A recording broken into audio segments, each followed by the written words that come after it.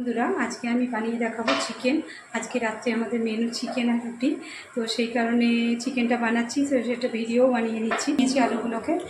আর কিছুটা মশলা পেস্ট করে রেখেছি, তেজপাতা আর গোটা জিরে দিয়ে দিয়েছি, এটা ভাজতে বসিয়ে দিয়েছি। পেঁয়াজটা লাল লাল ভাজা হবে, তারপরে আমি এতে মেশাবো। আদা, রসুন, পেঁয়াজ আর শুকনো লঙ্কা একসঙ্গে মিক্সিতে গ্রাইন্ড করে নিয়েছি। আগেই বলেছিলাম আজকে কোনো বাটাবাটির ঝামেলা রাখবো না, বাড়িতে অনেক কাজের চাপ আছে, তো সেই কারণেই আমি খুব চটজলদি চিকেনটা বানিয়ে নেব। এটা আদা, রসুন আর শুকনো লঙ্কা সমস্ত একসঙ্গে পেস্ট করে নিয়েছি। পেঁয়াজটা প্রায় ভালো করে ভাজা করে নেব, এখন হবে। আমি এতে একটু নুন দিয়ে দেবো, তাহলে তাড়াতাড়ি ভাজা হয়ে যাবে। আমি 1 চামচ মতো নুন মিশিয়ে দিলাম। বন্ধুরা, পেঁয়াজটা প্রায় ভাজা হয়ে এসেছে, আমি এখন টমেটোগুলো এর মধ্যে দিয়ে দেবো। কড়াইতে টমেটোগুলোও দিয়ে দিলাম, একসঙ্গে ভালো করে ভাজা ভাজা মতন হয়ে যাবে।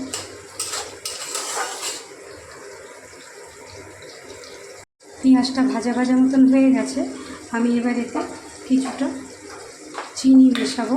1 চামচ মতো চিনি মিশিয়ে দেব।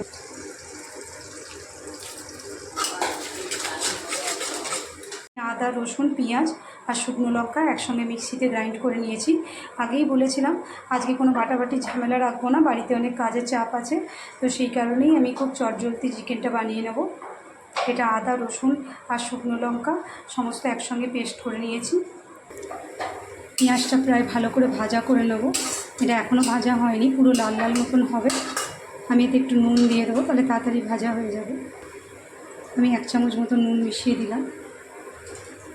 বন্ধুরা, পেঁয়াজটা প্রায় ভাজা হয়ে এসেছে, আমি এখন টমেটোগুলো এর মধ্যে দিয়ে দেবো। কড়াইতে টমেটোগুলোও দিয়ে দিলাম, একসঙ্গে ভালো করে ভাজা ভাজা মতন হয়ে যাবে।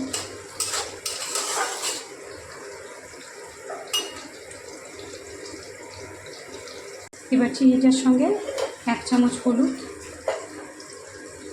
পরিমাণ মতনই দেবেন, যতটা লাগবে। আমি এখানে 700-800 মতন চিকেন রান্না করছি, যতটা ছিল ততটাই আমি রান্না করছি। চিনির সঙ্গে ভালো করে হলুদটা ভালো করে ভাজা হয়ে গেলে তারপরে মশলাটা পুরোটা ঢেলে মিশিয়ে দেবো। বেটে রাখা পুরো মশলাটাই এতে দিয়ে দিয়েছি। আদা, রসুন, পেঁয়াজ, লঙ্কা, এটা ভালো করে কষিয়ে নেব।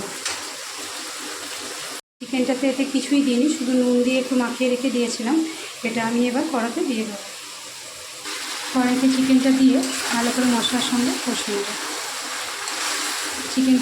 চিকেনটা আমার ভিজে ছিল, যার ফলে একটু বরফ হয়ে গেছে। আমি এখানে ম্যারিনেটও করতে পারিনি। আমি এখানে কড়াইতে চিকেনটা মশলার সঙ্গে ভালো করে কষিয়ে নেব। বন্ধুরা, এটা নাড়ছি, অনেকটাই ভাজা ভাজা মতন হবে।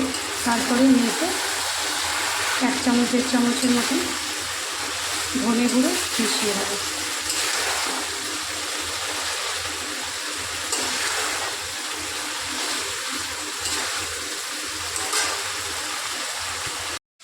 এখানে আমি টক দইটা গুলে রেখেছি, এখানে 2 টেবিল স্পুনের থেকেও বেশি, প্রায় এখানে 4 টেবিল স্পুন মতন টক দই আছে, যার মধ্যে আমি 2 চামচ মতো ধনে গুঁড়ো মিশিয়ে দেবো। এটা গুলে আমি চিকেনের মধ্যে দিয়ে দেবো। অনেকটাই ভাজা ভাজা মতো হয়ে গেছে। এবার আমি মিশিয়ে রাখা যে টক দইটা বানিয়েছিলাম, টক দই আর ধনে গুঁড়ো, এটা আমি ঢেলে দেবো।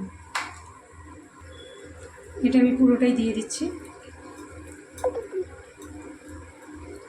দিয়ে এটা ভালো করে নাড়তে হবে, যাতে এটা তলায় ধরে না যায়। দইটা তাহলে ফেটে গেলে খুব মুশকিল। দইটা ভালো করে এর সঙ্গে মিশিয়ে দিতে হবে।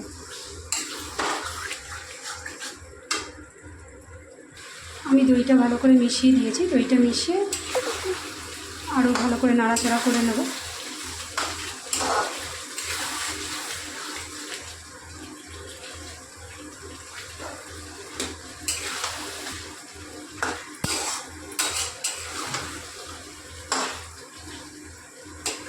দিয়ে এটা ঢেকে দেবো আরও 10 মিনিট মতো। 10 মিনিট হয়ে গেছে, আমি এটা ঢাকনা খুলে আরেকবার নেড়ে নেব। চিকেনের মধ্যে জল দিলে তো এটা খেতে ভালো লাগে না।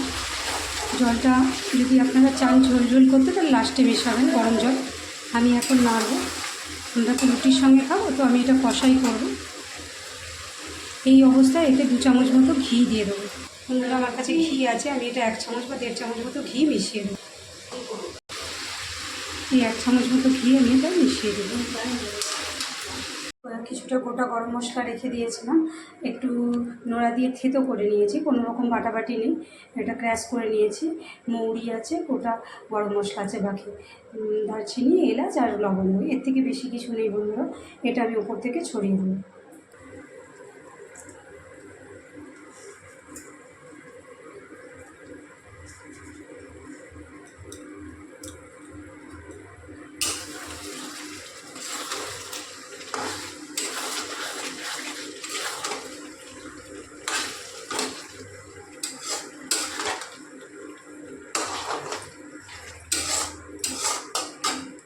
এটা হালকা আছে, মিনিট 10 আরও ঢেকে রাখবো, তারপর মিনিট 10 পরে আবার দেখবো এটা কী হয়েছে।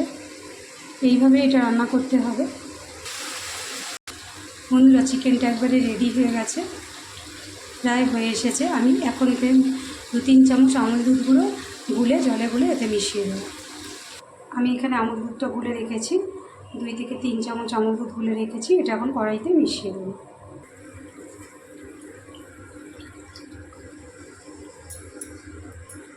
এতে কী করবে, একটা মিষ্টি ভাব আনবে, যেটা খেতে খুব ভালো লাগে রুটির সাথে।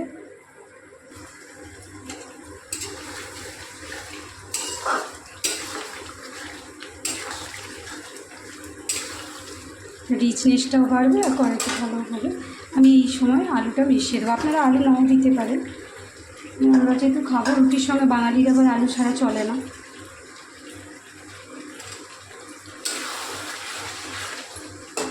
আমার বাড়িতে তো খাওয়ার লোক খুব কম, আগেই বলেছি, আমি প্রত্যেকটা ভিডিওই বলি, আমি, আমার ছেলে আর মা। বাবা কখনো কখনো খায়, তো রিচ এত রান্না বাবা খেতে পছন্দ করে না। এইভাবে আমি এটাকেও আবার ঢেকে রাখবো 10 মিনিট।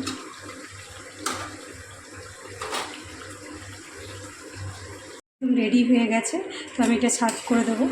এটা এইভাবে কষিয়ে কষিয়ে রান্না করে নেবেন, এতে কোনো জল দিলে কিন্তু খেতে ভালো লাগবে না।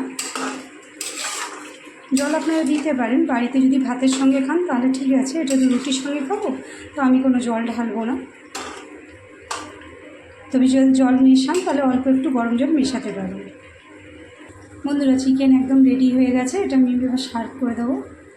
ঝাল ঝাল চিকেনের পাতলা পাতলা ঝোল। তো এটা একটু চিকেন কষার মতনই করেছি আমি, রুটি দিয়ে খাবো বলে। আপনারা চাইলে জলও ইউজ করতে পারেন। এবার এটা রেডি হয়ে গেছে, আপনারাও বাড়িতে এইভাবে বানিয়ে খান। খুব সহজ পদ্ধতিতে একটু চিকেন রান্না করে দেখালাম।